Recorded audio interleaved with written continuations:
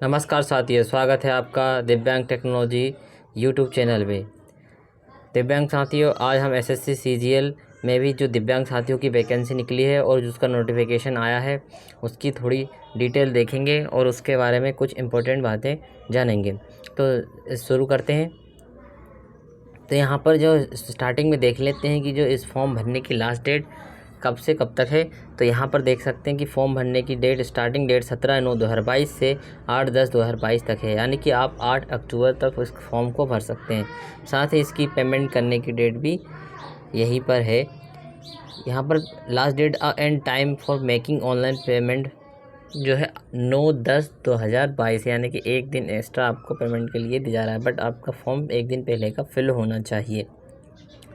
तो आगे देखते हैं और कौन कौन सी इम्पोर्टेंट चीज़ें हैं। यहाँ पर वैकेंसी रिजर्वेशन देखते हैं तो यहाँ 20,000 प्लस वैकेंसी है सभी कैंडिडेट के लिए। यहाँ पर जब 20,000 प्लस वैकेंसी है तो दिव्यांग साथियों के लिए भी अच्छी खासी वैकेंसी होना चाहिए। और यहाँ पर आगे देखते हैं कि किस प्रकार से एज का क्राइटेरिया रहेगा। एज जो है जनरल में आपको बता देता हूँ कि इस प्रकार से एज रहेगी 18 से 27, कुछ 20 से 30 और कुछ 18 से 30, कुछ 18 से 32, इस प्रकार की अलग अलग पोस्ट के हिसाब से एज रहती है। बट ये नॉर्मल कैंडिडेट के लिए है, जिसको किसी को भी कोई भी आरक्षण नहीं मिलता है। बट जो दिव्यांग साथी है उनको आरक्षण मिलता है। तो उनको जो SC ST वालों को इस प्रकार से 5 साल, OBC वालों को 3 साल, और अगर PWD अनरिजर्व कैटेगरी का है, जो किसी भी कैटेगरी में नहीं आता, उसको जो है 10 साल की अपन छूट यहाँ पर दी जाती है। इसी प्रकार PWD OBC कैंडिडेट है तो उसको 13 साल, और PWD SC ST का अगर कोई छात्र है तो उसको 15 साल यहाँ पर छूट दी जाएगी। तो आगे देखते हैं और किस प्रकार की। यहाँ पर एक बात और बता दूँ आपको, जो इसकी प्रोफार्मा है, जो विकलांग सर्टिफिकेट का जो प्रोफार्मा है, वो आपको जो विकलांग सर्टिफिकेट है वो इसी के प्रोफार्मा पे बनाना पड़ेगा। तो प्रोफार्मा इसमें नोटिफिकेशन में दिया गया आखिरी में। आप जिस भी कैटेगरी के विकलांग हो आप वो प्रोफार्मा भरवा सकते हो। हाँ, अभी के फ़िलहाल के हिसाब से आप ये फॉर्म भर सकते हैं, बाकी जो वेरिफिकेशन होगा तो उसी फॉर्मेट में आपका सर्टिफिकेट लगेगा। तो आगे देखते हैं। अब यहाँ पर कंपनसेटरी टाइम किसको मिलता है? जो स्क्राइब ले जाता है। स्क्राइब कौन ले जाता है? जो किसी प्रकार से ब्लाइंडनेस है, लो विज़न है, या किसी के दोनों हाथ अफेक्टेड हैं, सेरेब्रल पल्सी हैं, उन लोगों को जो है स्क्राइब की सुविधा उपलब्ध कराई गई है। तो स्क्राइब ले जाने के लिए उसकी क्वालिफ़िकेशन मैं आपको बता देता हूँ कि जो कैंडिडेट है जो फॉर्म भरेगा उसकी एक स्टेप नीचे होना चाहिए। यानी कि मान लो कि कोई कैंडिडेट जो ग्रेजुएशन किया हुआ है वो अगर फॉर्म भरता है तो वो जो स्क्राइब ले जाएगा, जो उसका साथी ले जाएगा, वो एक स्टेप नीचे यानी कि 12th पास होना चाहिए। अगर वो ग्रेजुएशन है कैंडिडेट भी, और अगर वो स्क्राइब को भी ग्रेजुएशन वाला ले जाता है तो वो उसकी कैंडिडेचर रद्द कर दिया जाएगा इसमें।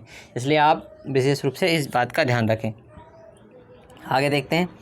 आगे इस प्रकार देखते हैं कि अगर जो स्क्राइब ले जाएगा जो भी कैंडिडेट, तो उसको 20 मिनट हर घंटे एक्स्ट्रा टाइम यहाँ पर कंपनसेटरी टाइम दिया जाएगा। फिर आगे देखते हैं कि यहाँ पर जो एसेंशियल क्वालिफ़िकेशन, मैं आपको बताऊं कि यहाँ पर कोई भी डिग्री आपके पास हो, बैचलर डिग्री आपके पास होना चाहिए एनी स्ट्रीम में। आप इसमें बहुत सी पोस्टों के लिए क्वालिफाई है, बट ये जूनियर असिस्टेंट ऑफिसर के लिए आपको यहाँ पर ये मैथ्स से 60% होना चाहिए, 12th, साथ में उसका ग्रेजुएशन भी होना चाहिए। ठीक है, फिर आगे चलते हैं।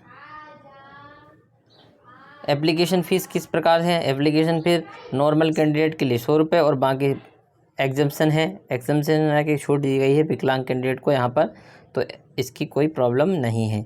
आगे चलते हैं। तो आगे देखते हैं कि यहाँ पर किस प्रकार से इसके सेंटर रहने वाले। तो सेंटर आप अपने रीजन में देख सकते हैं, आप किस रीजन में आते हो। जैसे सेंट्रल रीजन CR का देखते हैं तो यहाँ बिहार, उत्तर प्रदेश आता है। इसमें इस प्रकार के उसके बड़े बड़े शहर लिए गए हैं, जैसे भागलपुर हो गए, मुजफ्फरपुर हो गया, पटना हो गया। इस प्रकार से आप अपने रीजन का स्टेट देखकर और वहाँ पर अपने सेंटर को चूज़ कर सकते हैं। फॉर्म भरते समय आपको जो सेंटर चूज़ करना पड़ेगा। अब बात करते हैं कि इसमें जो टायर 1 होता है और टायर 2, इसमें 2 स्टेज में ही होगा, टायर 1 और टायर 2 में। पहले क्या 3 एग्ज़ाम होते थे, इसके बाद टाइपिंग अलग होता था। अब ये टायर 1 और टायर 2 में हो गया। उसके टायर 2 में भी बहुत सारे बदलाव किए गए हैं, जो और भी सिलेबस बढ़ा दिया गया है, GK ऐड कर दिया गया है। तो अब आगे देखेंगे उसके बारे में। तो टायर 1 में देखते हैं यहाँ पर जनरल इंटेलिजेंस एंड रीडिंग, यहाँ पर जनरल अवेयरनेस हो गया, क्वांट यानी कि मैथ्स हो गई, इंग्लिश से कंप्रेहेंसिव हो गई। तो यहाँ पर सभी 25-25 क्वेश्चन आएंगे और जो 50-50 नंबर के रहेंगे। और यहाँ पर 1 घंटे मिलेगा। अब 1 घंटे 20 मिनट उनको मिलेगा जो स्क्राइब लेके जाते हैं। मैंने आपसे पहले बताया था कि यहाँ पर 20 मिनट्स पर आवर मिलते हैं, यानी कि 1 घंटे का पेपर है तो 20 मिनट्स जो है स्क्राइब जो व्यक्ति ले जाएगा, जो कैंडिडेट ले जाएगा, उसको दिया जाएगा। अब यहाँ पर बात करते हैं टायर 2, जो मोस्ट इम्पॉर्टेंट यहाँ पर चेंजेस हुए हैं, बहुत बड़ा बदलाव हुआ है इसके सिलेबस में इतने सालों में, तो उसको देखते हैं। तो यहाँ पर टायर दिया है, यहाँ पर पेपर दिया, सेशन दिया, सब्जेक्ट दिया, यहाँ पर कितने क्वेश्चन आएंगे, उसके मैक्सिमम मार्क्स कितने हैं और टाइम कितना दिया गया है। तो आप अब देखते हैं यहाँ पर नीचे कि यहाँ पर टायर 1 तो सभी के लिए कॉमन है। और फिर इसके बाद टायर 2 में देखते हैं। टायर 2 में जो है पेपर फर्स्ट जो रहेगा वो कुछ पोस्टों के लिए अलग कॉमन रहेगा। बाकी जो कुछ पोस्ट हैं जैसे स्टैटिकल ऑफिसर है, ऑडिटर जनरल है, तो इनके लिए जो है अलग पेपर सेकंड और पेपर थर्ड भी होगा। बट जो नॉर्मल कैंडिडेट है उसके लिए पेपर फर्स्ट ही होगा और टायर 2 में। और जिसमें सेशन है, अलग अलग सेशन है, सेशन फर्स्ट और सेशन सेकंड है। अब यहाँ पर बात करते हैं कि सेशन फर्स्ट में जो है सेक्शन वाइज दिए गए हैं सब्जेक्ट्स। सेक्शन फर्स्ट में मॉड्यूल फर्स्ट है, इसमें न्यूमेरिकल मैथ्स, यहाँ पर मैथ्स आएगी है ना। तो आपको बता देता हूँ एक बार और, 1 मिनट रुकिए।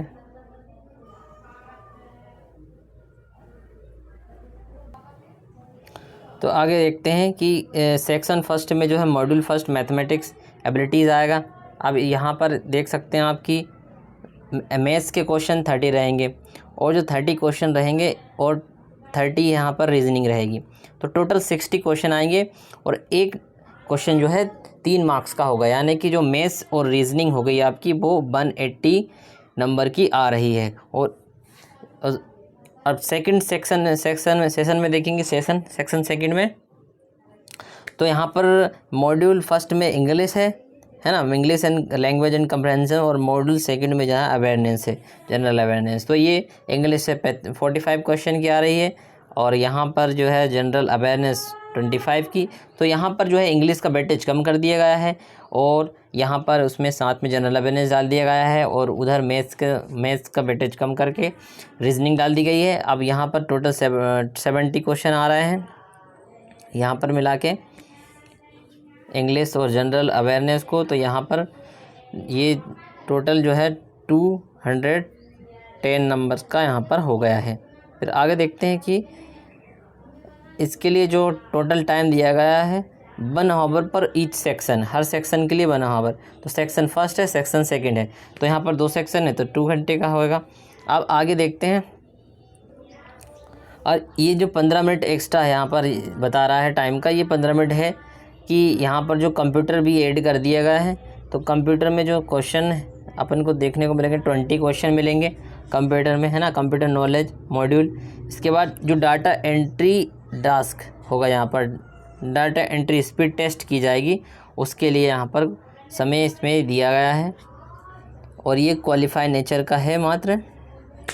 इसको ज़्यादा, इसकी मेरिट लिस्ट जब बनेगी तो इसमें मेरिट लिस्ट नहीं बनेगी, यानी कि ये टोटल जो मेरिट लिस्ट बनेगी ये 60 मार्क्स इसका छोड़ के बनेगी, यानी कि 390 में जो आपकी मेरिट लिस्ट बनने वाली है, फाइनल मेरिट लिस्ट। और टायर 1 तो स्क्रीन नेचर का है, आपको पता है। अगर ये बाकी स्टैटिकल ऑफिसर की बात करें तो इसमें स्टैटिक्स आएगी 100 क्वेश्चन, 200 मार्क्स के हो गए, यहाँ पर 2 आवर मिलेंगे, है ना। इसी प्रकार ये जनरल स्टडीज़ फाइनेंस वाले जो ऑडिटर जनरल वगैरह के हैं उनको भी यहाँ पर 100 क्वेश्चन जो है 200 का मिलेगा। अब यहाँ देखते हैं कि किस प्रकार से सिलेबस दिया गया है, मैं आपको थोड़ा सा बता देता हूँ। जैसे यहाँ पर जनरल इंग्लिश का सिलेबस दिया गया है, आप टायर फर्स्ट का है, आप पूरा नोटिफिकेशन देख सकते हैं। इसके बाद आप सिलेबस पूरा यहाँ से प्रिंट भी करा सकते हैं। टायर 2 का देखेंगे तो यहाँ number of system, fundamental, arithmetic, optional, algebra, geometry, her subject का यहाँ पर टॉपिक वाइज सिलेबस दिया गया है, आप पूरा सब्जेक्ट में देख सकते हैं। यहाँ पर मिनिमम क्वालिफिकेशन मार्क्स हैं, तो मिनिमम क्वालिफिकेशन आपको इतना नंबर्स लाना पड़ेगा, यानी कि आप जैसे मार्क्स हो गए 100, तो 100 में से आपने 30 मार्क्स नहीं लाए तो आपकी मेरिट लिस्ट में नहीं आओगे आप। बट इसका मतलब ये नहीं है कि 30 मार्क्स ले आओगे और आपको जॉब मिल जाएगी, बट आपको मिनिमम 30% मार्क्स तो लाना ही होगा, इसके बाद ही आप मेरिट लिस्ट में आओगे। तो ठीक है, आगे चलते हैं। आगे प्रोफार्मा आपको बताने वाला था, तो ये है प्रोफार्मा। आपको थोड़ा प्रोफार्मा बता देता हूँ कि सर्टिफिकेट का जो है प्रोफार्मा किस प्रकार से होना चाहिए, फॉर्मेट जिसको आप बोलते हैं। तो certificate disability in case of amputation of complete permanent paralysis of limbs, dwarfism and in case of blindness. अगर आपको ब्लाइंडनेस है, ड्वार्फिज्म है या सेरेब्रल पल्सी है, तो आपको ये फॉर्मेट पे आपको है एक सर्टिफिकेट बनवा लेना है। आप नोटिफिकेशन में ये पूरा सर्टिफिकेट देख सकते हैं, एक पेज और है इसमें नीचे, आप नोटिफिकेशन के माध्यम से देख सकते हैं।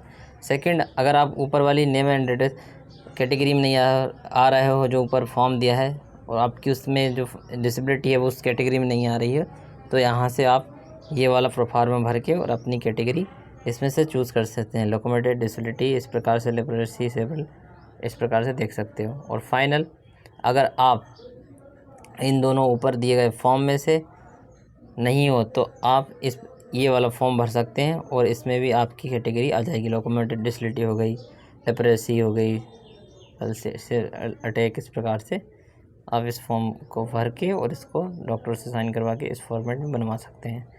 तो दिव्यांग साथियों, आज के लिए इतना ही, और आखिरी तारीख से पहले आप इसका फॉर्म फिल कर सकते हैं। धन्यवाद।